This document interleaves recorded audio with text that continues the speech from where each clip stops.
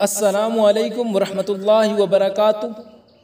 वादे के मुताबिक मैं फिर से हाज़िर हूँ आप लोगों के लिए एक और अहम वीडियो के साथ। आज की ये जो वीडियो है ये इस सेशन का पार्ट 5 है। इससे पहले मैं आपको पार्ट 1 to पार्ट 4 की वीडियोज़ में 50-50 VVI ऑब्जेक्टिव क्वेश्चन बता चुका हूँ जो आपके एग्ज़ाम के लिए काफ़ी अहम है। उम्मीद है आप वो सारी वीडियोस देख चुके होंगे। अगर आपने अब तक नहीं देखा है तो लिंक जो है वो डिस्क्रिप्शन में मौजूद है, आप वहां से जाकर ज़रूर देखें। साथ ही अगर आप इस चैनल के लिए नए हैं तो चैनल को ज़रूर सब्सक्राइब कर लें और अपने दोस्तों तक भी वीडियो की लिंक ज़रूर शेयर करें ताकि वो भी इस वीडियो से फ़ायदा उठा सकें। और साथ में वीडियो के आखिर में आपको 10 सवालात जो है ना वो होमवर्क की शक्ल में आपको दिया जाएगा, जिसका जवाब आपको कमेंट में देना है या फिर टेलीग्राम का लिंक जो है वो डिस्क्रिप्शन में मौजूद है, आप वहां हमसे जुड़े, वहां भी आप जवाब दे सकते हैं। इसकी PDF जो होमवर्क आपको दी जाएगी उसकी PDF आपको टेलीग्राम पर ही देखने को मिलेगा, इसलिए लिंक डिस्क्रिप्शन में है टेलीग्राम का, आप ज़रूर ज्वाइन कर लें। तो चलिए अब हम बगैर वक्त ज़ाय किए हुए वीडियो शुरू करते हैं। तो देखिए सबसे फर्स्ट क्वेश्चन है कि साहब की जमा है असहाब, सहाबा, सहीब या फिर इनमें से सभी। तो साहब, साहब यानी दोस्त, रफ़ीक या फिर जिसे आप कहते हो साथी। तो साहब की जमा क्या है? तो साहब की जमा जो है वो असहाब। असहाब का मतलब साथ रहने वाले, जैसे अहबाब यानी वह लोग जो बहालत इस्लाम हुजूर पाक सल्लल्लाहु अलैहि वसल्लम को देखा, उन्हीं को हम कहते हैं असहाब। तो इसलिए इसका दुरुस्त जवाब क्या है? ऑप्शन अलिफ। नेक्स्ट क्वेश्चन देखिए, सवाल नंबर 2 में है कि कबीरा की जमा है अकाबिर, अकाबिरीन, कबायर या फिर कबायरात। कबीरा की जमा, कबीरा का मतलब बड़ा गुनाह, तो उसका जमा पूछा जा रहा है तो कबायर। वैसे सगायर रहता तो सगायर की जमा पूछता तो वो कबायर कह देते, लेकिन उसी तरह कबीरा है तो कबीरा की जमा भी जो है वो कबायर। नेक्स्ट देखिए सवाल नंबर 3। सवाल नंबर 3 में है कि अंदलीब की जमा है। जी, अंदलीब का मतलब क्या होता है? अंदलीब का मतलब होता है बुलबुल, यानी खुशगवार परिंदा जिसका जो है वो सर काला होता है और दुम के नीचे जो होता है वो सुर्खी होता है। बुलबुल आप जानते होंगे एक चिड़िया है, उसी परिंदा है, उसी की बात हो रही है। तो अंदलीब उसी को कहते हैं। तो अंदलीब की जमा क्या है ये पूछा जा रहा है। तो अंदलीबात या अंदलीबून या फिर अनादिल या फिर अनादिलात। तो अंदलीब की जमा जो है वो बुलबुले अनादिल को कहते हैं, ऑप्शन जीम। इसलिए इसका दुरुस्त जवाब ऑप्शन जीम है। नेक्स्ट देखिए सवाल नंबर 4 में है कि जौज की जमा है। जौज का मतलब क्या होता है? जोड़ा जिसे आप कहते हो, कपल यानी शौहर, खाविंद जिसे कहते हो। तो उसकी जमा क्या है? इज़्दिवाज, इज़्दिवाजी या फिर अज़वाज या फिर इनमें से सभी। तो ऑप्शन जीम में जो आप देख रहे हो अज़वाज, जिसका मतलब होता है बीवियाँ, घरवालियाँ, वो दुरुस्त है। आगे देखिए सवाल नंबर 5। सवाल नंबर 5 में है कि मकतब की जमा है। मकतब किसे कहते हैं? तो मकतब हम कहते हैं दर्सगाह को, यानी पढ़ने लिखने की जगह जो है उसी को हम कहते हैं मकतब, तालीम गाह को। तो मकतूबात ऑप्शन अलिफ में है, ये तो होगा नहीं क्योंकि ये मकतूब की जमा है और इसका मानी होता है खुतूत नवैसी, तो इसलिए ऑप्शन अलिफ ख़त्म। मकातिब, मकातिब यानी खुतूत मरासले, इसलिए ये भी गलत हो गया।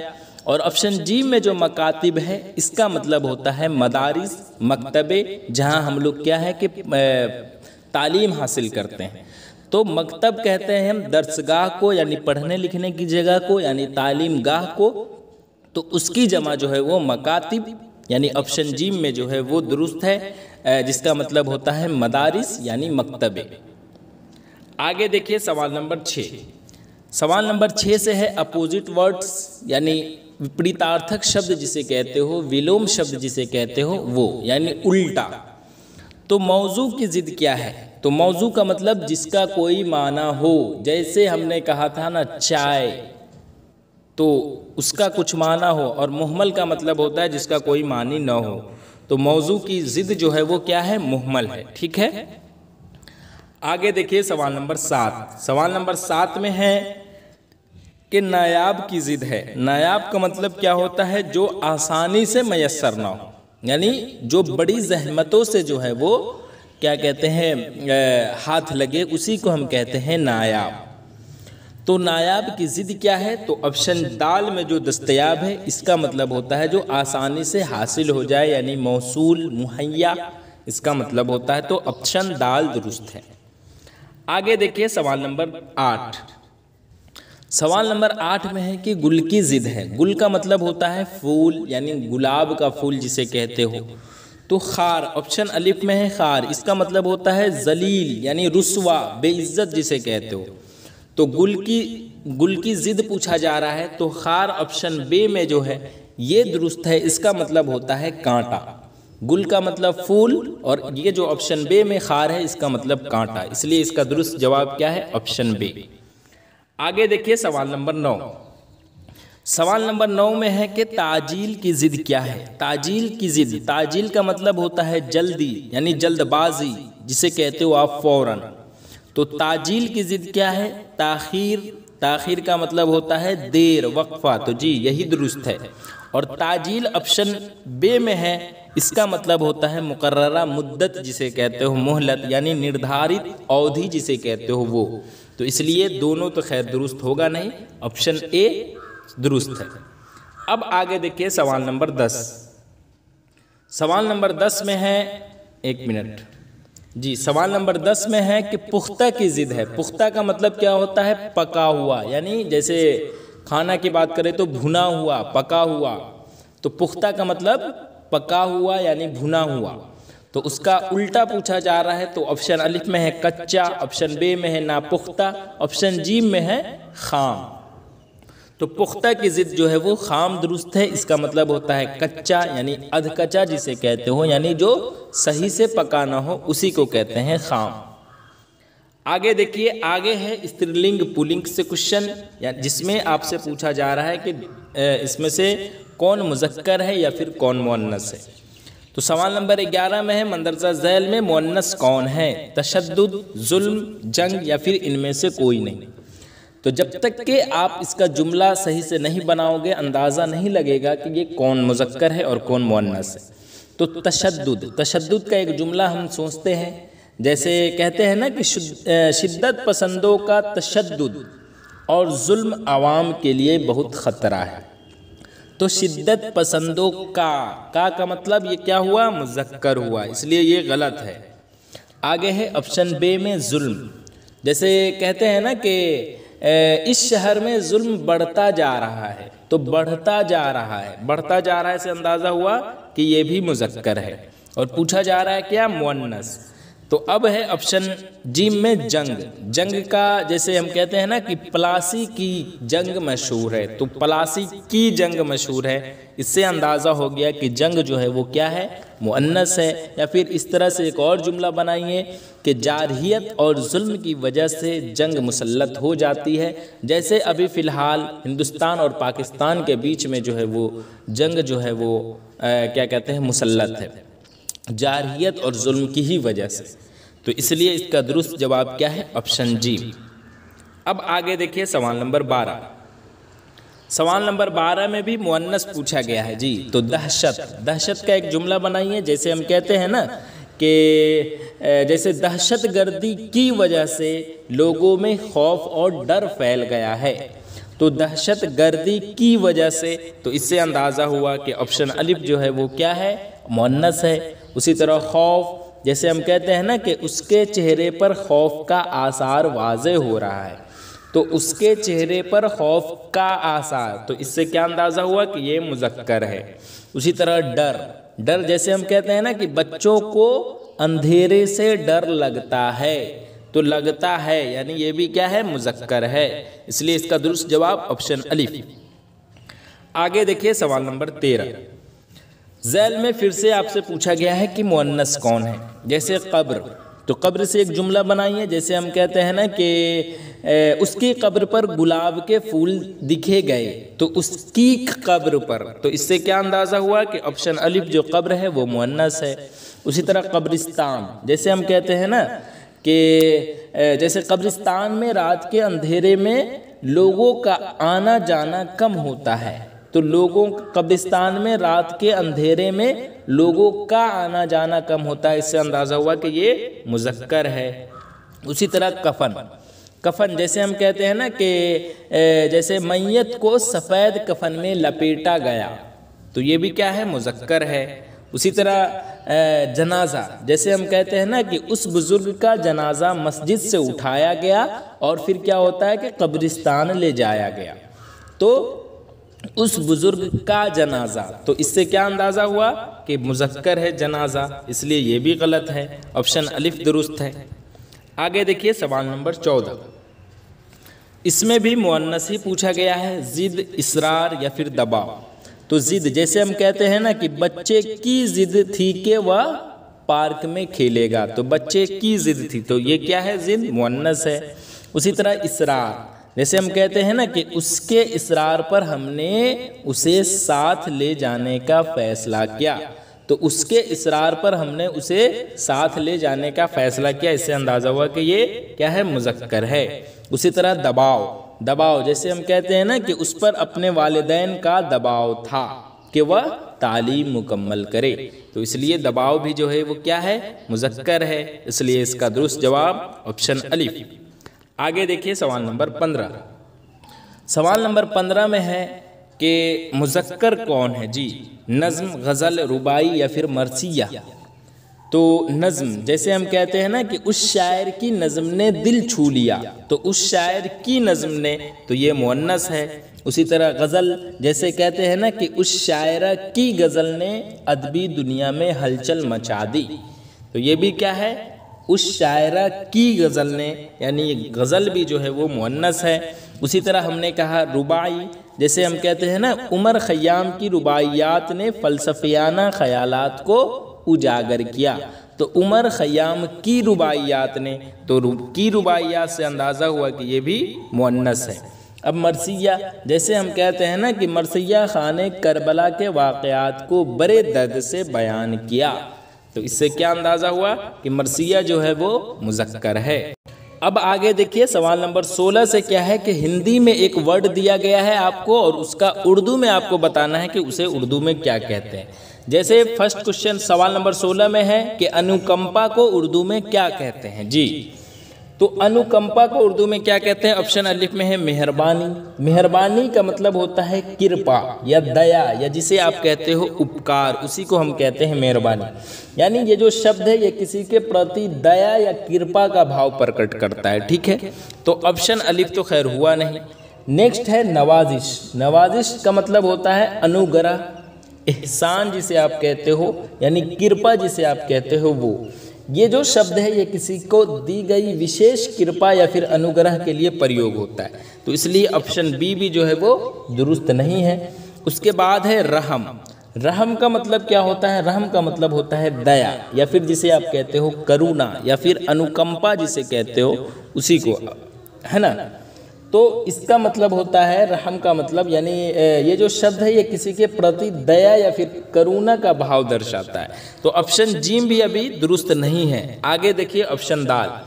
ऑप्शन दाल में है, ऑप्शन दाल में है कि क्या कहते हैं उसको, तरहुम, इसका असल में वर्ड है शायद ये, वैसे आप सर्च कर लेंगे, तरहुम है या फिर तरहिम है, ठीक है, मैं थोड़ा कंफ्यूज हूँ, लेकिन इसका मतलब होता है क्या कहते हैं, रहम की नज़र से देखने वाला, यानी रहम, मेहरबानी, तरस जिसे कहते हो उसी को हम कहते हैं अनुकंपा, यानी क्या कहते हैं, दया, करुणा, अनुकंपा जो कहते हो ना, इसी को हम कहते हैं हिंदी में, तो इसलिए इसका दुरुस्त जवाब ऑप्शन डी है। ये जो शब्द है ना ये ज़्यादातर जो है ना हमदर्दी और करुणा के भाव में जो है ना इस्तेमाल किया जाता है, तो इसलिए इसका दुरुस्त जवाब क्या है, ऑप्शन डी। आगे देखिए सवाल नंबर 17। सवाल नंबर 17 में है कि प्रतिवादी को उर्दू में क्या कहते हैं, तो ऑप्शन अलिफ में है मुकाबला करने वाला। तो मुकाबला करने वाला का मतलब क्या होता है? प्रतिद्वंदी जिसे आप कहते हो, या विरोधी जिसे हिंदी में कहते हो वो। तो ये जो है ना, ये कोई व्यक्ति जो किसी दूसरे के साथ मुकाबला करता है या प्रतिस्पर्धा करता है, उसके लिए इस्तेमाल किया जाता है। उसी को हम कहते हैं क्या? प्रतिद्वंदी या फिर विरोधी। तो ये तो गलत हो गया। प्रतिवादी प्रतिवादी को उर्दू में क्या कहते हैं? तो मद्दुआ अलैह कहते हैं। ठीक है, ये दुरुस्त जवाब है। इसको हम हिंदी में कहते हैं प्रतिवादी, यानी मुकदमे में आरोपित व्यक्ति को ही हम क्या कहते हैं? प्रतिवादी। यानी वह व्यक्ति जिसके खिलाफ मुकदमा दायर किया गया हो, उसी को हम क्या कहते हैं? प्रतिवादी कहते हैं। और वो व्यक्ति जो किसी दूसरे के साथ मुकाबला करता है, उसे हम क्या कहते हैं? प्रतिद्वंदी कहते हैं। अब है ऑप्शन जी में वकील। वकील किसे कहते हैं? तो वकील यानी वह व्यक्ति जो कानूनी मामले में किसी की ओर से पेश होता है, उसे हम क्या कहते हैं? वकील कहते हैं। तो इसको हम हिंदी में अगर कहेंगे तो इसे हम कहते हैं अधिवक्ता। तो इसलिए ये भी दुरुस्त नहीं है, ऑप्शन बे दुरुस्त है। और उसी तरह क्या है ऑप्शन दाल में? मुद्दाई। मुद्दाई का मतलब होता है वादी, हिंदी में जिसे कहते हो आप वादी, यानी वो व्यक्ति जो किसी के खिलाफ मुकदमा दायर करता है, जी, उसे हम क्या कहते हैं? मुद्दाई कहते हैं। तो उसी को हम कहते हैं मुकदमा दायर करने वाला व्यक्ति, यानी मुद्दाई। तो समझ गए आप एक एक करके। अब आगे देखिए सवाल नंबर 18। सवाल नंबर 18 में है कि प्रशासन को उर्दू में क्या कहते हैं? जी, प्रशासन को उर्दू में क्या कहते हैं? तो प्रशासन को ऑप्शन अलिफ में है मुंतजिम। मुंतजिम का मतलब क्या होता है? प्रबंधक या फिर व्यवस्थापक। ठीक है, यानी व्यवस्थित करने वाला, यानी प्रबंधक वह व्यक्ति जो किसी चीज़ को व्यवस्थित या संगठित करता है, उसी को हम क्या कहते हैं? उर्दू में मुंतजिम कहते हैं। तो ऑप्शन अलिफ गलत हो गया। उसके बाद है ऑप्शन बे में इंतज़ामिया। इंतज़ामिया का ही मतलब क्या होता है? प्रशासन यानी प्रबंधन जिसे आप कहते हो वो। ठीक है, प्रबंधन व्यवस्था, यानी वह विभाग या समूह जो किसी संस्था या क्षेत्र का क्या करता है? कि प्रबंधन करता है, उसे ही हम क्या कहते हैं? इंतज़ामिया कहते हैं। इसलिए इसका दुरुस्त जवाब क्या है? Option B. और उसी तरह जी में पुलिस दिया गया है। पुलिस कानून और व्यवस्था बनाए रखने वाली सरकारी एजेंसी जो होती है, उसे ही हम क्या कहते हैं? पुलिस कहते हैं। तो इसलिए इसका दुरुस्त जवाब क्या है? Option B. अब आगे देखिए सवाल नंबर 19। सवाल नंबर 19 में है कि आंदोलन को उर्दू में क्या कहते हैं? इनकलाब, इनकलाबी, तहरीककार या फिर तहरीकी। तो आंदोलन को उर्दू में जो है वो हम क्या कहते हैं? इनकलाब, यानी क्रांति जिसे आप कहते हो वो कहते हैं। तो क्या कहते हैं? इनकलाब का मतलब एक बड़ा परिवर्तन जो समाज, राजनीति या अर्थव्यवस्था में आता है, उसी को हम क्या कहते हैं? क्या कहते हैं? क्रांति जिसे आप कहते हो, आंदोलन जिसे आप कहते हो, या फिर इनकलाब जिसे कहते हो वो। और इनकलाबी, इनकलाबी का मतलब क्या होता है? क्रांतिकारी। जी, यानी वह व्यक्ति जो क्रांति का समर्थन करता है या फिर क्रांति में भाग लेता है, उसे हम क्या कहते हैं? इनकलाबी कहते हैं। और तहरीककार, तहरीककार का मतलब क्या होता है? आंदोलनकारी। जी, यानी आंदोलनकारी का मतलब वह व्यक्ति जो किसी सामाजिक या राजनीतिक आंदोलन में भाग लेता है, उसे हम क्या कहते हैं? तहरीककार। और तहरीकी, तहरीकी का मतलब क्या होता है? आंदोलन, हिंदी में कहते हैं आंदोलनात्मक जिसे आप कहते हो वो, यानी वह जो किसी आंदोलन को बढ़ावा देता है या उसमें शामिल होता है, उसे हम क्या कहते हैं? तहरीकी, यानी आंदोलनात्मक जिसे आप कहते हो वो। तो इसलिए इसका दुरुस्त जवाब क्या है? ऑप्शन अलिफ में जो आप देख रहे हो वो दुरुस्त है। अब आगे देखिए सवाल नंबर 20। सवाल नंबर 20 में है कि हिंसा को उर्दू में क्या कहते हैं? जी, हिंसा को उर्दू में क्या कहते हैं? तशद्दुद, या फिर तशद्दुद करने वाला, या फिर मुतशद्दिद, या फिर मारपीट करने वाला। जी, तो तशद्दुद, हिंसा को हम क्या कहते हैं? तो तशद्दुद कहते हैं, यानी क्या कहते हैं? अत्याचार जिसे आप कहते हो वो, यानी मारपीट या फिर ज़बरदस्ती जिसे आप कहते हो, उसी को हम कहते हैं तशद्दुद। तो इसलिए इसका दुरुस्त जवाब ऑप्शन अलिफ है। बे में है तशद्दुद करने वाला। तशद्दुद करने वाला का मतलब क्या होता है? तशद्दुद करने वाला का मतलब हिंसक व्यक्ति। ठीक है, यानी अत्याचारी, यानी हिंसक व्यक्ति, यानी हिंसा करने वाला यानी मारपीट करने वाला को हम क्या कहते हैं? तशद्दुद करने वाला। इसलिए इसका दुरुस्त जवाब ऑप्शन अलिफ है, मुतशद्दिद। मुतशद्दिद होता है। मुतशद्दिद का मतलब क्या होता है? तो मुतशद्दिद का मतलब होता है हिंसक, ठीक है, यानी अत्याचारी जिसे आप कहते हो या ज़बरदस्ती करने वाला जिसे आप कहते हो उसे हम कहते हैं मुतशद्दिद। इसलिए ये भी नहीं हुआ। ऑप्शन अलिफ तो खैर मैं बता दिया हूँ। और दाल में है मारपीट करने वाला। मारपीट करने वाला का मतलब क्या होता है? मारपीट करने वाला यानी हिंसक व्यक्ति जिसे कहते हो, यानी हिंसा करने वाले को हम कहते हैं मारपीट करने वाला। तो इसलिए इसका दुरुस्त जवाब क्या है? ऑप्शन अलिफ। अब आगे देखिए सवाल नंबर 21 में क्या है। सवाल नंबर 21 में है कि विज्ञापति को उर्दू में क्या कहते हैं? जी, प्रेस नोट, प्रेस एलानिया, इश्तिहार या फिर इनमें से कोई नहीं। जी, तो इसमें से प्रेस नोट। प्रेस नोट का मतलब होता है क्या होता है प्रेस नोट का मतलब? तो प्रेस नोट यानी प्रेस नोट ही, यानी एक आधिकारिक बयान जो मीडिया को जारी किया जाता है उसे हम क्या कहते हैं? प्रेस नोट कहते हैं। तो ये खैर हुआ नहीं। उसी तरह प्रेस एलानिया। प्रेस एलानिया का मतलब होता है कि एक आधिकारिक बयान जो मीडिया को जारी किया जाता है और जिसमें किसी विषय पर क्या है कि वो जानकारी दी जाती है, ठीक है, उसी को हम कहते हैं प्रेस एलानिया और उसी को हिंदी में हम कहते हैं प्रेस विज्ञापति। इसलिए इसका दुरुस्त जवाब क्या है? Option B. और इश्तिहार। इश्तिहार का मतलब होता है विज्ञापन जिसे कहते हैं वो, यानी एक सार्वजनिक घोषणा जो किसी उत्पाद, सेवा या विचार को क्या है कि बढ़ावा देने के लिए की जाती है, उसी को हम क्या कहते हैं? इश्तिहार यानी विज्ञापन। तो सही जवाब क्या है? Option B. अब आगे देखिए सवाल नंबर 22। सवाल नंबर 22 में क्या है कि अनुज्ञापति को उर्दू में क्या कहते हैं? जी, इजाज़तनामा, तहरीरी इजाज़तनामा या ज़बानी इजाज़तनामा या फिर लाइसेंस। तो सबसे फर्स्ट में क्या है? इजाज़तनामा। इजाज़तनामा का मतलब क्या होता है? अनुमति पत्र। हिंदी में कहते हैं अनुमति पत्र, यानी एक दस्तावेज जो किसी काम को करने की क्या है कि अनुमति देता है, उसी को हम क्या कहते हैं? अनुमति पत्र यानी इजाज़तनामा। तो ये खैर हुआ नहीं। उसी तरह तहरीरी इजाज़तनामा। तहरीरी इजाज़तनामा का मतलब क्या होता है? इसका मतलब होता है लिखित अनुमति पत्र, यानी ऐसा दस्तावेज जो लिखित रूप में अनुमति देता है उसे हम कहते हैं लिखित अनुमति पत्र। तो ये भी नहीं हुआ। उसके बाद है ज़बानी इजाज़तनामा। ज़बानी इजाज़तनामा का मतलब मौखिक अनुमति, यानी एक अनुमति जो मौखिक रूप में दी जाती है उसी को हम क्या कहते हैं? ज़बानी इजाज़तनामा। तो ये भी नहीं हुआ। ऑप्शन दाल में क्या है? लाइसेंस। तो अनुज्ञापति को हम लाइसेंस कहते हैं। जी, ये दुरुस्त है, यानी एक ऐसा आधिकारिक मतलब एक आधिकारिक अनुमति जो किसी काम को करने की क्या है कि अनुमति देता है, तो उसी को हम क्या कहते हैं? लाइसेंस कहते हैं। इससे क्या है कि कानूनी रूप से ये जो है ना मान्य होती है और अक्सर विशिष्ट कामों के लिए जो है वो इस्तेमाल होती है। तो इसलिए इसका दुरुस्त जवाब क्या है? ऑप्शन दाल। आगे देखिए सवाल नंबर 23 में क्या है कि उपेक्षित को उर्दू में क्या कहते हैं? महरूम, बेसहारा, बेबस। जी, या फिर इनमें से कोई नहीं। तो क्या कहते हैं इसको? तो महरूम। महरूम का मतलब क्या होता है? वंचित, यानी किसी चीज़ से वंचित होना। तो ये तो हुआ नहीं।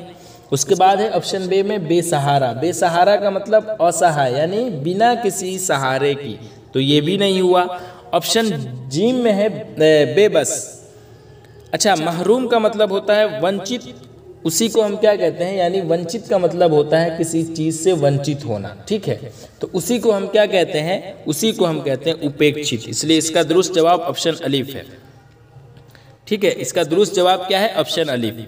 क्योंकि बेसहारा जो होता है उसे हम कहते हैं असहाय, यानी बिना किसी सहारे के। और बेबस जो होता है इसका मतलब बेबसी, यानी बिना किसी क्या कहते हैं शक्ति या फिर क्या कहते हैं ताकत के, जो भी कह लें। तो बेबस या बेसहारा तो है नहीं, तो महरूम जो है वो दुरुस्त है। आगे देखिए सवाल नंबर 24 में है उपेक्षा को उर्दू में क्या कहते हैं? जी, नज़रअंदाज, अनदेखा, मतरूक या फिर अदम दिलचस्पी। तो क्या कहते हैं, तो इसको हम क्या कहते हैं, उपेक्षा को उर्दू में हम नज़रअंदाज कहते हैं। ठीक है, नज़रअंदाज का मतलब अनदेखा करना, यानी किसी चीज़ को जानबूझकर नज़रअंदाज करना, उसी को हम कहते हैं नज़रअंदाज।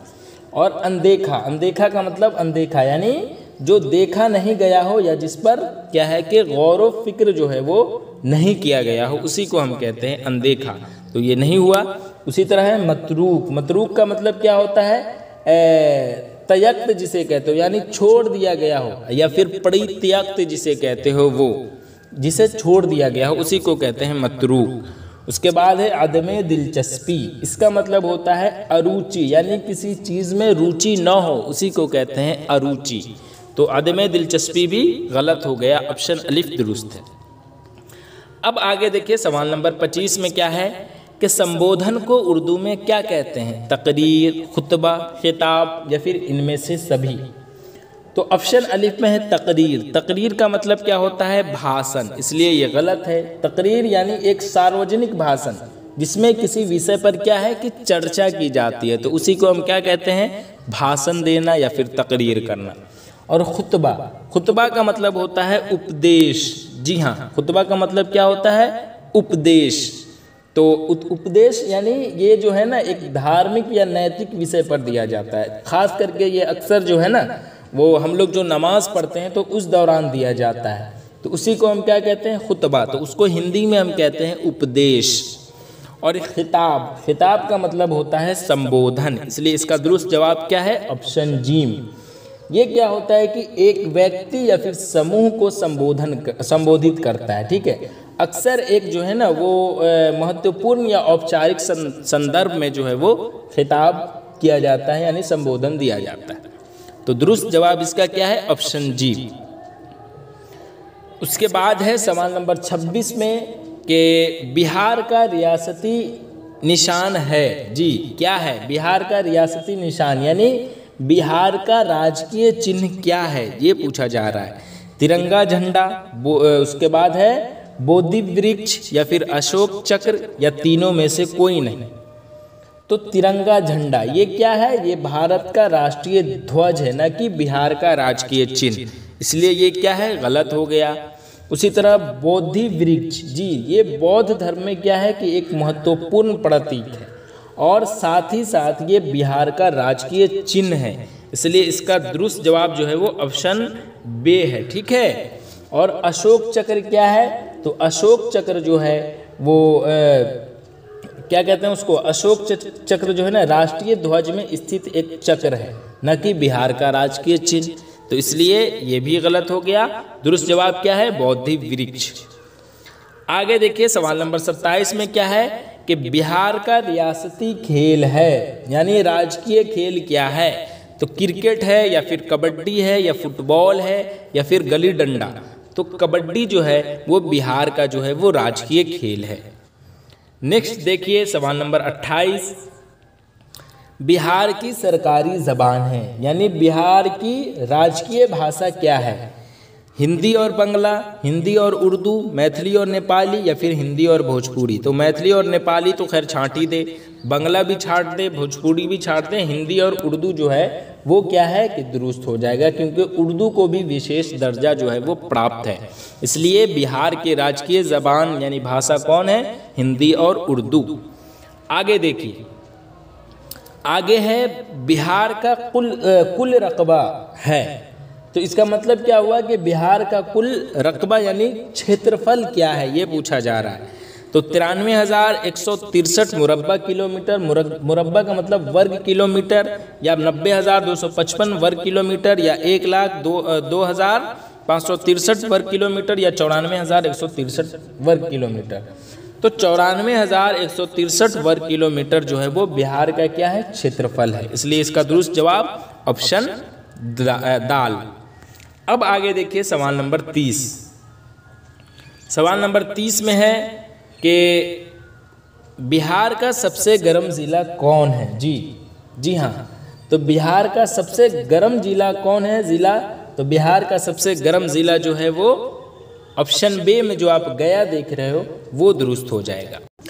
अब आगे देखिए सवाल नंबर 31 से क्या है कि एक जुमला दिया गया है हिंदी में और उसके 4 जो है वो अलग अलग तर्जमे के साथ उर्दू ज़बान में जुमले दिए गए हैं, जिनमें से क्या है कि एक ही दुरुस्त है। अब जो दुरुस्त है उसे आपको बताना है कि कौन सा दुरुस्त है। तो सबसे पहले क्या है, हम पढ़ते हैं कि विशेषज्ञों ने इस पत्र को प्रामाणिक करार दिया है।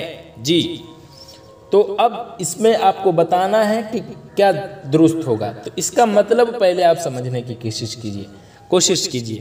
यानी विशेषज्ञों ने इस पत्र को प्रामाणिक करार दिया है, इसका मतलब हुआ, यानी यहाँ पर ये कहा जा रहा है कि विशेषज्ञों ने जो है ना वो एक पत्र को प्रामाणिक या विश्वसनीय माना है। जी, तो अब सबसे फर्स्ट में क्या है, सबसे फर्स्ट में है कि माहिरीन ने इस खत को सही करार दिया है। तो विशेषज्ञों को हम क्या कहते हैं, ये पहले आप जानने की कोशिश कीजिए। तो विशेषज्ञों को हम क्या कहते हैं, माहिरीन कहते हैं। तो माहिरीन जो है वो सब में है, इसलिए अभी काट नहीं सकते हैं। उसके बाद है ने इस पत्र को, तो ने इस पत्र यानी पत्र को हम क्या कहते हैं, तो खत कहते हैं, यहाँ तक भी सही है। उसके बाद है को प्रामाणिक को हम क्या कहते हैं, जी सही कहते हैं या साबित शुदा कहते हैं या तस्दीक शुदा कहते हैं या फिर मुस्तनद कहते हैं। तो प्रामाणिक को हम क्या कहते हैं, मुस्तनद कहते हैं। करार दिया गया, तो करार दिया गया यानी करार दिया गया, ठीक है। अब आगे देखिए, हम एक एक करके पढ़ते हैं और क्यों नहीं हुआ वो चीज़ हम बताते हैं।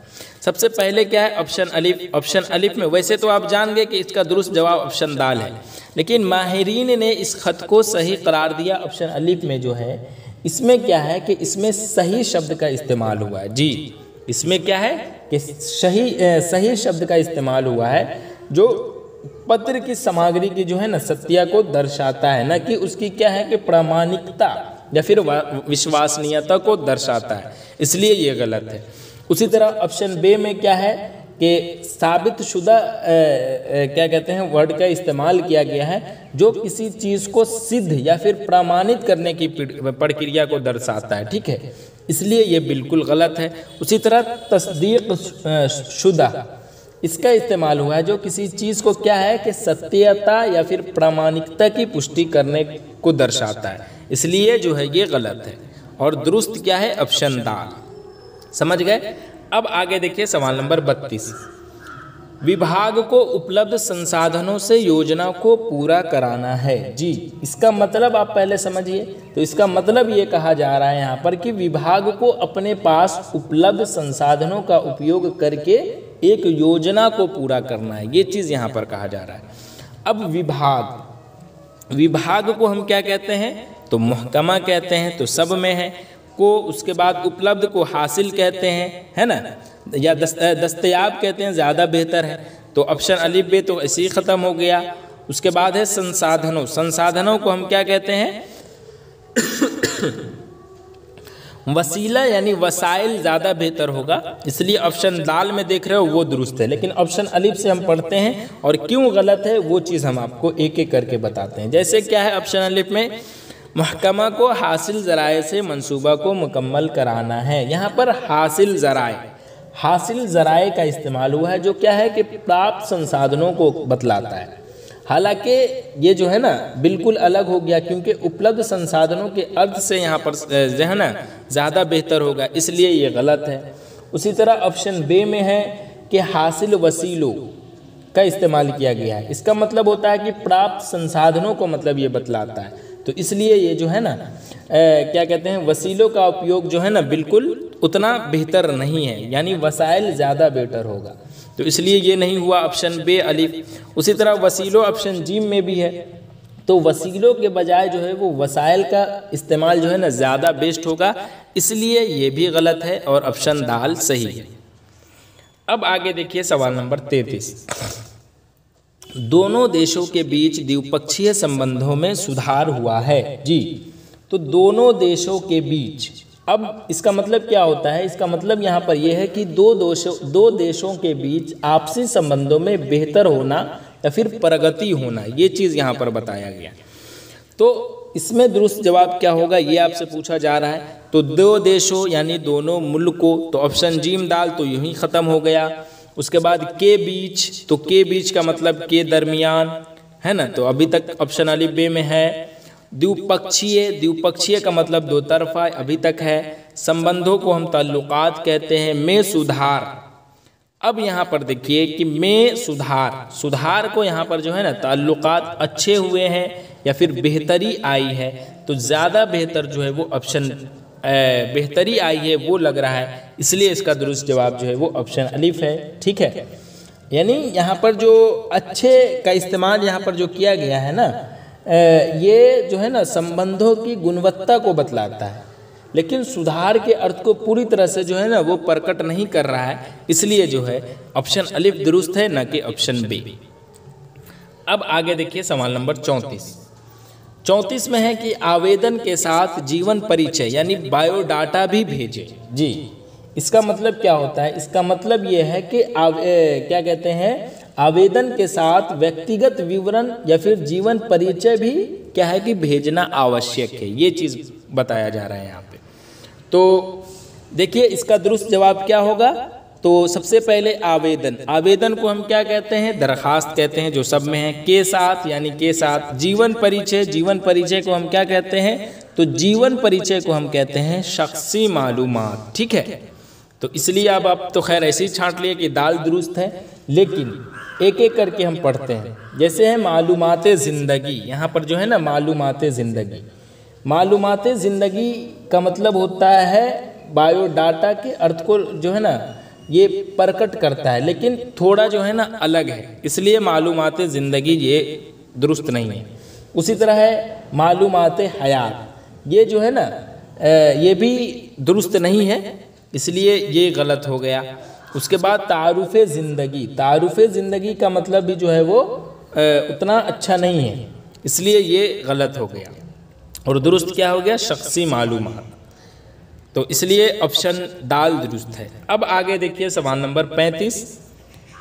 सवाल नंबर 35 में है जमाखोरी से मूल्य में वृद्धि होती है। अब इसका मतलब पहले समझने की कोशिश कीजिएगा। इस वाक्य में मतलब ये कहा जा रहा है कि जब कोई व्यक्ति या समूह जो है वो आवश्यक वस्तुओं को जमा करता है और उन्हें बाजार में जो है वो नियंत्रित तरीके से छोड़ता है, तो क्या होता है कि इससे वस्तुओं के मूल्य में वृद्धि होती है, यानी इजाफा होता है। ठीक है, तो उसी चीज़ को यहाँ पर कहा जा रहा है कि जमाखोरी से मूल्य में क्या होता है? वृद्धि होता है।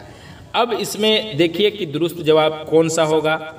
तो जमाखोरी से मूल्य में वृद्धि होती है। जमाखोरी का मतलब क्या होता है? जमाखोरी का मतलब होता है ज़ख़ीरा अंदोज़ी। ठीक है, तो इसलिए दुरुस्त जवाब तो आपको मालूम चल गया, लेकिन हम एक एक करके पढ़ते हैं। जैसे फर्स्ट में है कि बारीक मार्केटिंग से कीमत में इजाफा होता है, तो बाइक मार्केटिंग से। तो बाइक मार्केटिंग का मतलब होता है क्या? जमाखोरी या फिर क्या कहते हैं मूल्य वृद्धि से संबंधित जो है ना ये नहीं है, जमाखोरी या मूल्य वृद्धि से संबंधित नहीं है, इसलिए बाइक मार्केटिंग ये गलत हो गया। उसी तरह ऑप्शन बे में भी वही चीज़ है, तो इसलिए जो है ये नहीं होगा। और ऑप्शन जी में है ब्लैक मार्केटिंग, ब्लैक मार्केटिंग से मूल्य बढ़ता है, इसका मतलब ये हुआ, यानी ब्लैक मार्केटिंग शब्द का इस्तेमाल जो है ना यानी अवैध या फिर क्या कहते हैं अनधिकृत व्यापार से संबंधित है। हालांकि ये जो है ना मूल्य वृद्धि का एक कारण हो सकता है, लेकिन ये जमाखोरी के अर्थ को जो है ना पूरी तरीके से क्या है कि प्रकट नहीं कर रहा है, इसलिए ये भी गलत हो जाएगा, ये भी गलत हो जाएगा, और ज़ख़ीरा अंदोज़ी जो है वो दुरुस्त हो जाएगा। अब आगे देखिए सवाल नंबर 36 से क्या है?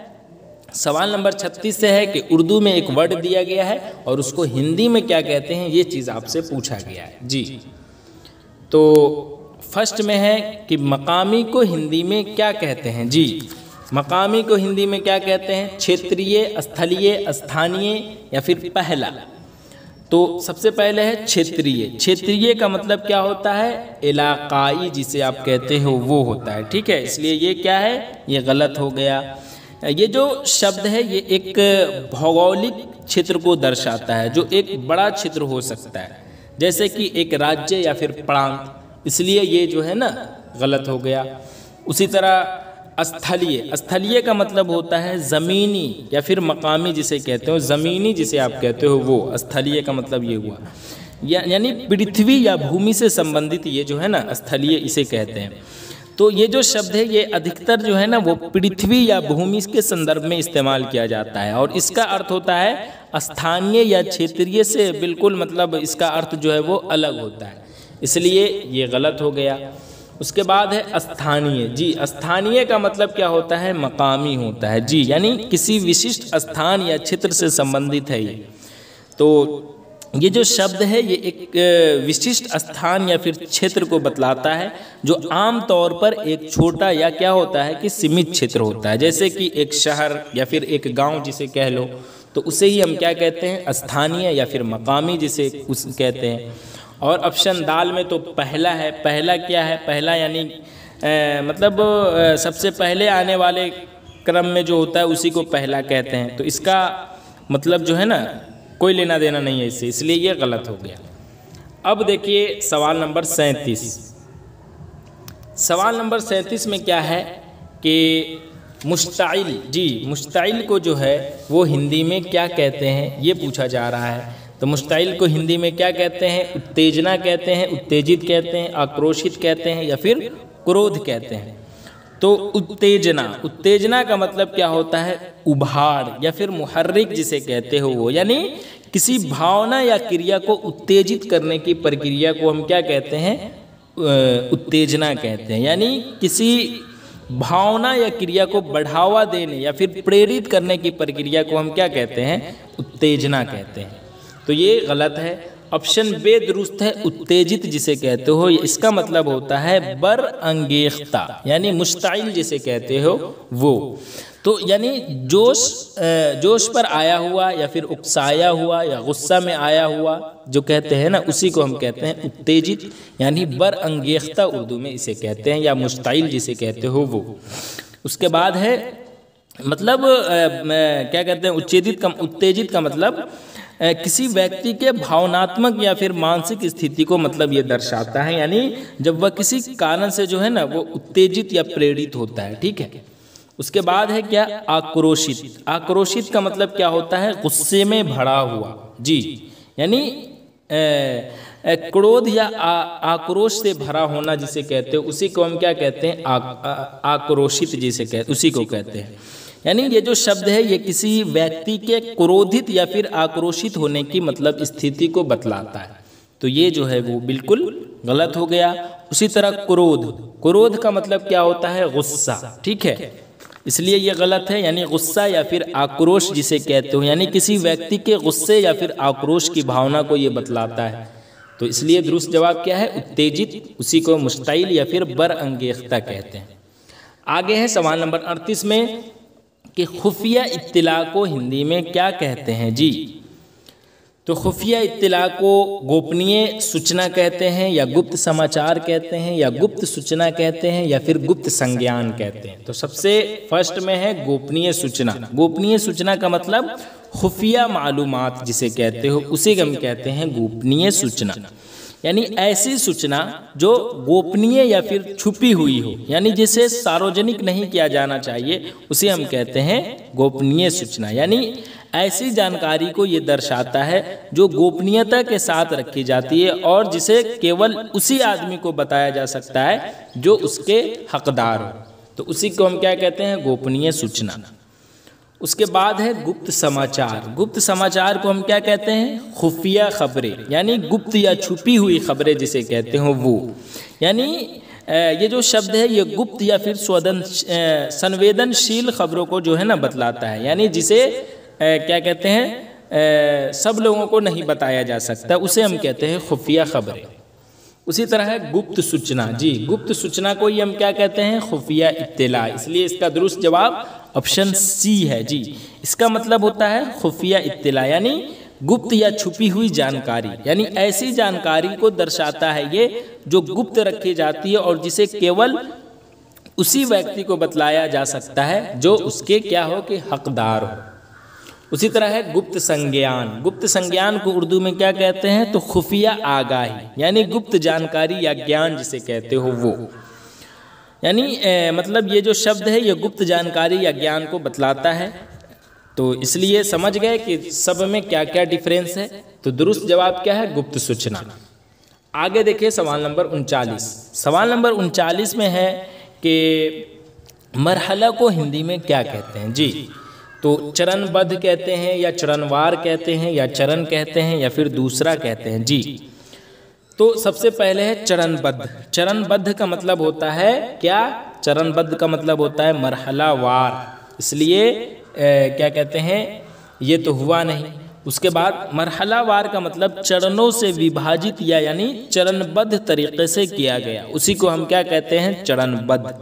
यानी किसी प्रक्रिया या काम को जो है ना चरणों में विभाजित करने और उन्हें क्रमबद्ध तरीके से जो है ना पूरे करने की विधि को जो है ना हम क्या कहते हैं? चरणबद्ध कहते हैं। तो ये नहीं हुआ और इसी को हम क्या कहते हैं उर्दू में? मरहलावार। चरणवार। चरणवार का मतलब क्या होता है? मरहलावार ही होता है इसका मतलब, यानी चरणों में विभाजित या यानी चरणबद्ध तरीके से किया गया। तो इसलिए ये भी जो है वो नहीं होगा। यानी ये जो शब्द है ये चरणों से विभाजित करने और उन्हें क्रमबद्ध तरीके से पूरा करने की क्या है कि विधि को बतलाता है, जो चरणबद्ध के अर्थ से बिल्कुल जो है वो क्या है? समान है। इसलिए ए और बी का मतलब लगभग मरहलावार ही है। अब है ऑप्शन सी में चरण जी। तो चरण का मतलब होता है क्या? मरहला जी। चरण का मतलब क्या होता है? मरहला, यानी किसी काम का एक हिस्सा या फिर जिसे आप कहते हो हिंदी में स्तर, उसी को हम क्या कहते हैं? चरण। यानी किसी प्रक्रिया या काम के एक विशिष्ट हिस्से या स्तर को जो है ना ये बतलाता है। यानी जो क्या कहते हैं चरणबद्ध या फिर चरणवार के अर्थ से बिल्कुल जो है वो क्या कहते हैं? डिफरेंट यानी अलग है। और दूसरा तो ये तो खैर क्या कहते हैं, इससे कोई लेना देना इसका नहीं है, ये तो क्रम में दूसरा या स्थान पर आने वाला होता है। तो दुरुस्त जवाब क्या है? Option C. आगे देखिए सवाल नंबर 40 में है कि इज्तिमाई को हिंदी में क्या कहते हैं? समूह, सामूहिक, सर्व या फिर सर्वरूप जी। तो क्या कहते हैं? तो समूह ऑप्शन में है। समूह को हम क्या कहते हैं? समूह को हम कहते हैं गिरोह, जिसे आप कहते हो वो। तो ये तो हुआ नहीं। गिरोह यानी एक साथ आने वाले लोगों या वस्तुओं का संग्रह जिसे है ना उसी को हम क्या कहते हैं? समूह कहते हैं।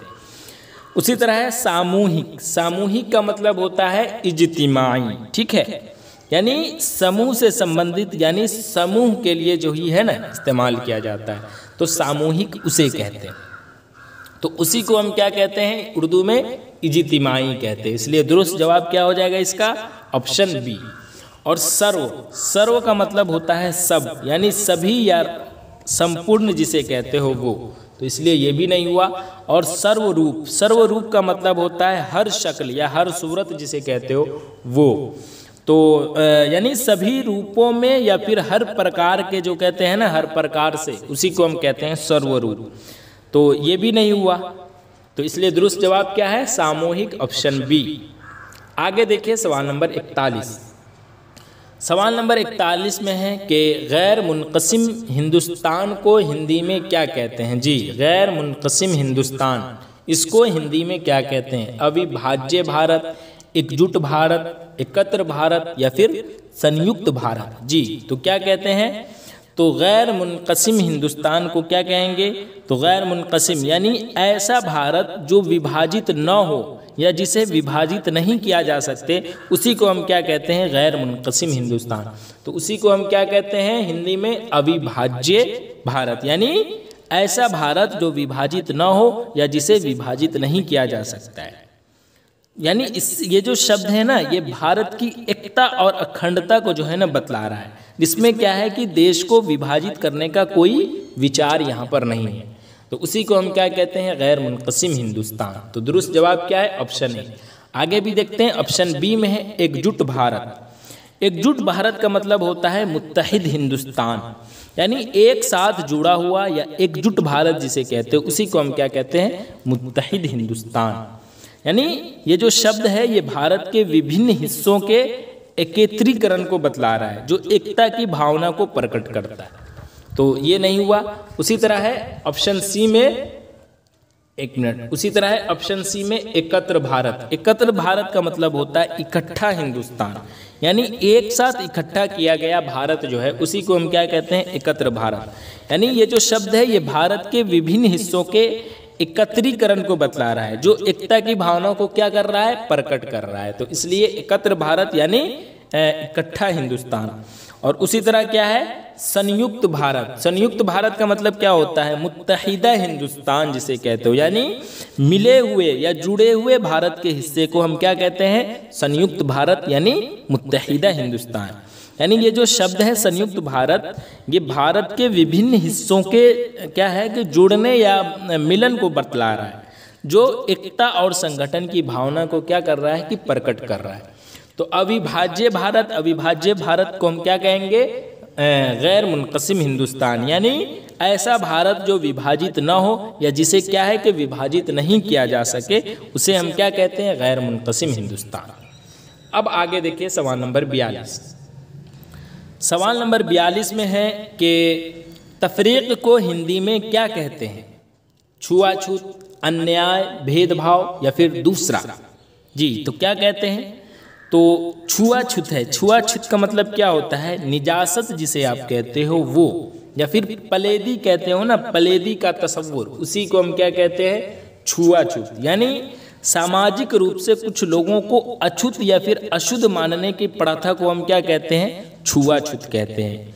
ये जो शब्द है ये सामाजिक भेदभाव के एक विशिष्ट रूप को जो है ना बतला रहा है, जहाँ क्या होता है कि जहाँ कुछ लोगों को उनकी जाति या फिर स्थिति के क्या कहते हैं आधार पर अशुद्ध या फिर क्या कहते हैं अछूत माना जाता है, उसी को हम क्या कहते हैं, छुआछूत कहते हैं। यानी निजासत या फिर पलेदी का तस्वुर जिसे आप कहते हो उर्दू में वो, तो ये गलत हो गया।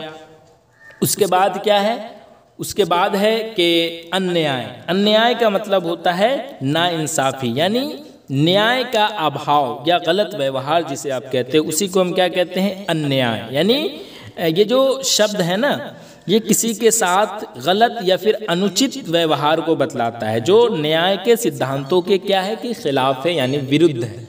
तो इसलिए ये भी गलत हो गया। और तफरीक, तफरीक को पूछा जा रहा है ना, तो तफरीक को हम कहते हैं भेदभाव, यानी इम्तियाज़ जिसे कहते हो, यानी लोगों के साथ उनकी विशेषताओं के आधार पर अलग अलग व्यवहार को हम क्या कहते हैं, भेदभाव करना, यानी व्यवहार करना। ये जो शब्द है ना, ये सामाजिक, आर्थिक या फिर अन्य आधारों पर जो है ना वो लोगों के साथ भेदभाव करने की क्रिया को जो है ना ये बतलाता है। और दूसरा तो खैर ये तो कर्म में दूसरा स्थान पर आने वाले को हम दूसरा कहते हैं, तो ये तो खैर हुआ नहीं। अब आगे देखिए दुरुस्त जवाब क्या हो जाएगा इसका, तो भेदभाव हो जाएगा। ठीक है, ऑप्शन सी। 43 नंबर देखिए, 43 नंबर में क्या है कि फौरी को हिंदी में क्या कहते हैं। फौरी को हिंदी में क्या कहते हैं, तत्काल, तत्कालिक, तत्कालीन या फिर पहला। तो क्या कहते हैं, तत्काल। ये ट्रेन का जहन में आप रखें, जैसे तत्काल टिकट हम काटते हैं ना, तो तत्काल का आखिर मतलब क्या हुआ, तत्काल का मतलब हुआ फौरी, जिसे आप उर्दू में कहते हो फौरी, यानी तुरंत या बिना देर किए हुए जो आप कहते हो उसी को हम क्या कहते हैं, तत्काल कहते हैं। ये जो शब्द है ना, ये किसी काम को तुरंत यानी फौरी तौर पर जो है वो, यानी बिना किसी देरी के करने की आवश्यकता को बतलाता है। तो ये तो खैर क्या कहते हैं हो जाएगा, तत्काल ही को हम क्या कहेंगे, फौरी। और तत्कालिक, तत्कालिक को हम क्या कहते हैं, आर्जी कहते हैं, यानी तत्काल या फिर अस्थाई जिसे कहते हो। यानी ये जो शब्द है ये किसी स्थिति या काम को जो है ना वो अस्थाई या तत्कालिक रूप से होने की ओर संकेत करता है, तो इसलिए तत्कालिक जो है वो गलत है। और तत्कालीन, तत्कालीन का मतलब होता है मखसूस वक्त का, यानी उस वक्त का जो कहते हैं ना वो, यानी किसी विशिष्ट समय से संबंधित जो है ना उसी को हम क्या कहते हैं, तत्कालीन। यानी ये जो शब्द है ये क्या कहते हैं, विशिष्ट समय अवधि या फिर संदर्भ में जो है ना वो क्या कहते हैं, प्रासंगिक होने की ओर जो है वो संकेत करता है, इसलिए ये भी गलत है। और पहला को तो खैर छोड़ ही दे। तो दुरुस्त जवाब क्या है, तत्काल। आगे देखिए सवाल नंबर 44। मुसाबका को हिंदी में क्या कहते हैं। जी मुसाबका को हिंदी में क्या कहते हैं, प्रतिस्पर्धा, प्रतियोगिता, मुकाबला या फिर विवाद। तो प्रतिस्पर्धा, प्रतिस्पर्धा का मतलब क्या होता है, क्या कहते हैं उसको, प्रतिस्पर्धा का मतलब होता है मुसाबका, ठीक है, इसलिए यही दुरुस्त हो जाएगा। प्रतिस्पर्धा को ऐसे समझे कि यानी दो, ये जो है ना, ये जो शब्द है ये दो या उससे ज़्यादा व्यक्तियों या समूहों के बीच जो है ना प्रतिस्पर्धा को जो है ना बतलाता है, इसलिए जो है वो मुसाबका इसी को कहेंगे। तो इसलिए दुरुस्त जवाब क्या है, ऑप्शन ए। और प्रतियोगिता का मतलब क्या होता है, मुकाबला या फिर क्या कहते हैं उसको, रकाबत जिसे कहते हो आप, वो यानी दो या अधिक व्यक्तियों या समूहों के बीच में जो एक प्रतिस्पर्धा होता है जिसमें एक जो है वो विशिष्ट उद्देश्य या पुरस्कार प्राप्त करने का प्रयास किया जाता है, उसी को हम क्या कहते हैं, प्रतियोगिता कहते हैं। ये जो शब्द है ये खेल, व्यवसाय, शिक्षा, इन सब से में जो है ना ज़्यादा इस्तेमाल होता है। जहाँ लोग एक दूसरे से आगे निकलने का प्रयास करता है उसी को हम कहते हैं प्रतियोगिता। और मुसाबका को हम क्या कहते हैं, प्रतिस्पर्धा जिसे कहते हो वो। यहाँ पर पड़वा में जो है ना ये छूटा हुआ है, इस तरह से प्रतिस्पर्धा होता है, इसलिए मैं थोड़ा कंफ्यूज कर रहा था। तो ऑप्शन ए जो है ना प्रतिस्पर्धा है, आप लिख लेंगे। उसके बाद है ऑप्शन सी में मुकाबला। मुकाबला का मतलब क्या होता है, मुकाबला यानी लड़ाई जिसे कहते हो, यानी दो या अधिक व्यक्ति या समूहों के बीच में जो है ना वो सीधी प्रतिस्पर्धा या संघर्ष जो होता है उसी को हम क्या कहते हैं, मुकाबला यानी लड़ाई। तो ये भी नहीं हुआ, बल्कि ऑप्शन अलिफ दुरुस्त है, ये भी नहीं हुआ। और विवाद, विवाद का मतलब होता है झगड़ा यानी तनाज़ा जिसे कहते हो, यानी दो या उससे ज़्यादा लोगों के दरमियान जो है वो बीच में जो है ना वो संघर्ष जो होता है उसी को हम कहते हैं विवाद। तो इसलिए ये भी नहीं हुआ। दुरुस्त जवाब क्या है, प्रतिस्पर्धा। सवाल नंबर 45 देखिए, नामुनासिब को हिंदी में क्या कहते हैं जी। नामुनासिब को हिंदी में क्या कहेंगे, तो नामुनासिब, नामुनासिब का मतलब क्या होता है, अवैध का मतलब होता है गैर कानूनी, तो इसलिए ये नहीं हुआ।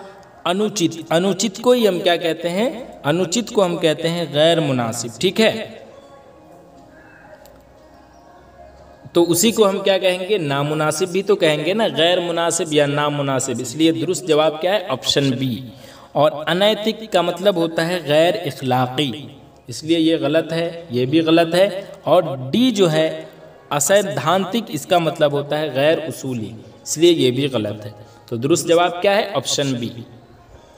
अब आगे देखिए क्या है कि आगे है कि एक जुमला दिया गया है उर्दू में और इसके 4 मुख्तलिफ तर्जमे जो है वो हिंदी ज़बान में दिए गए हैं। इनमें से जो है वो एक दुरुस्त है, जो दुरुस्त है उसको आपको बताना है। तो देखिए क्या है, इस बात जुर्म के खातिर खा सबूत नहीं थे।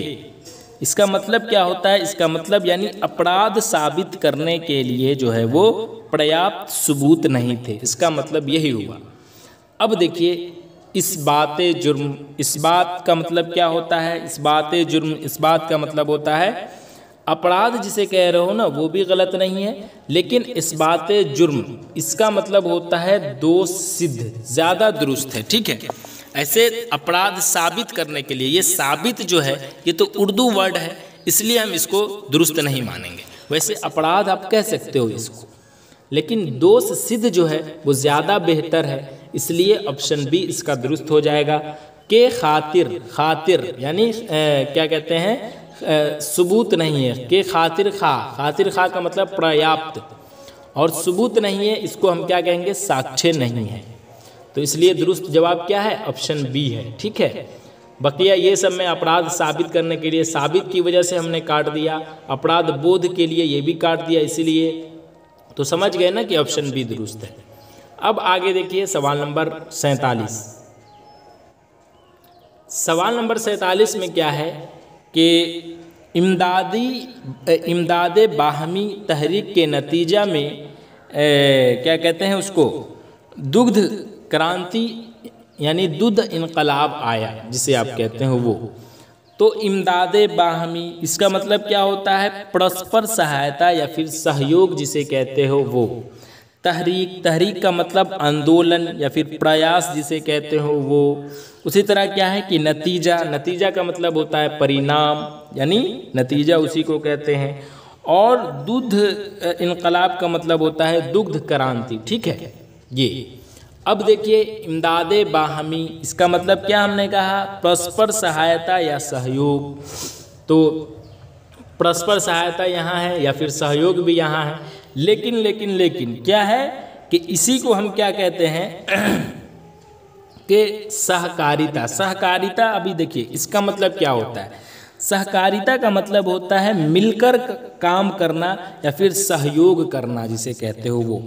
तो परस्पर सहायता या फिर सहयोग जो हुआ उसी को बेस्ट तरीके से अगर हम इस्तेमाल करेंगे तो उसको हम क्या कहेंगे, सहकारिता कहेंगे। यानी इसका मतलब होता है कि मिलकर काम करना या फिर सहयोग करना। तो इसी को हम क्या कहते हैं, परस्पर सहयोग या फिर इमदादे बाहमी कहते हैं। तो इसलिए दुरुस्त जवाब जो है वो ऑप्शन ए हो जाएगा। परिणाम स्वरूप दुग्ध क्रांति आई है, तो मतलब इसका इसलिए दुरुस्त जवाब है। बकिया ये जो है इससे बेस्ट है, कोई एक आपको चुनना है ना, तो जो ज़्यादा बेस्ट हो तो ज़्यादा बेस्ट जो है वो ऑप्शन ए है, इसलिए ऑप्शन ए दुरुस्त है। आगे देखिए सवाल नंबर 48 में क्या है, मंसूबा के क्या कहते हैं, नफाज के लिए खत्तो किताबत हुई।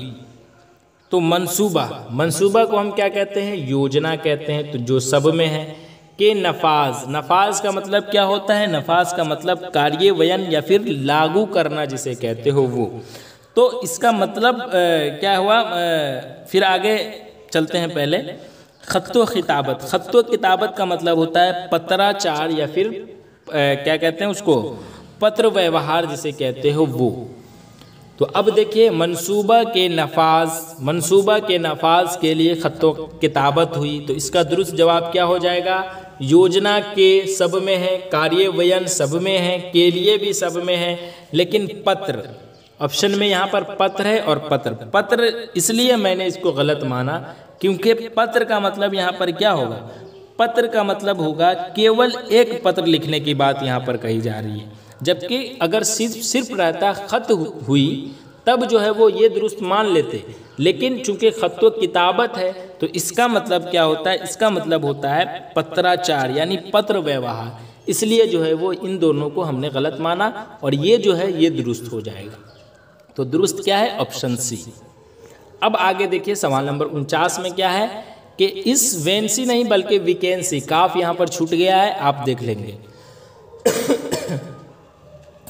इस वैकेंसी के बारे में एक सही नामा निकाला जाए। जी इसका मतलब क्या होता है, यानी इस वैकेंसी के बारे में यानी इस रिक्ति के बारे में एक शुद्धि पत्र निकाला जाए। इसका मतलब ये हुआ वैकेंसी के बारे में, बार बार मैं वैकेंसी पढ़ दे रहा हूँ। तो अब इस वैकेंसी के बारे में, वैकेंसी को हम क्या कहते हैं, रिक्ति या खाली पद जिसे कहते हो वो। उसके बाद के बारे में एक सही नामा यानी शुद्धि पत्र या फिर क्या कहते हैं उसको, सुधार पत्र जिसे कहते हो वो। तो अब आप यहाँ पर मिलाइए, इस विज्ञापन यहाँ पर आ गया, ये इसलिए ये गलत हो गया, ठीक है। ऑप्शन ए भी तो यूं ही गलत हो गया, रिक्ति ये सही है और शुद्धि पत्र निकाला जाए, इसलिए ऑप्शन सी दुरुस्त है। आगे देखिए सवाल नंबर 50, नए कानून से बदउनवानी पर लगाम लगेगी। जी नए कानून से क्या है कि बदउनवानी पर लगाम लगेगी। इसका मतलब हुआ कि नए कानून से जो है ना वो भ्रष्टाचार पर अंकुश लगेगी। अब इसमें नए कानून का मतलब क्या होगा, नए क्या कहते हैं उसको, कानून, ठीक है। और से बदउनवानी का मतलब होता है भ्रष्टाचार या फिर अनियमितता जिसे कहते हो वो। तो अब आप देख ही रहे हैं ऑप्शन में कौन सा में है, ऑप्शन डी में है, इसलिए ये दुरुस्त हो जाएगा। लगाम लगेगी, लगाम का मतलब होता है रोक या फिर जिसे आप कहते हो अंकुश वो। तो इसलिए इसका दुरुस्त जवाब क्या हो जाएगा, ऑप्शन डी हो जाएगा। बदउनवानी यहाँ पर जो है बदउनवानी का मतलब ही होता है भ्रष्टाचार यानी अनियमितता, इसलिए दुरुस्त जवाब ऑप्शन डी है। अब आगे देखिए, ये जो कुछ सवालात आपको देखने को मिल रहा है, इसका जवाब आपको कमेंट में देना है, या फिर टेलीग्राम का लिंक जो है वो डिस्क्रिप्शन में मौजूद है, वहाँ इसका जवाब दे। तो चलिए आज के लिए बस इतना ही, फिर मैं एक अहम वीडियो के साथ हाजिर रहूँगा। तब तक के लिए अल्लाह हाफिज़।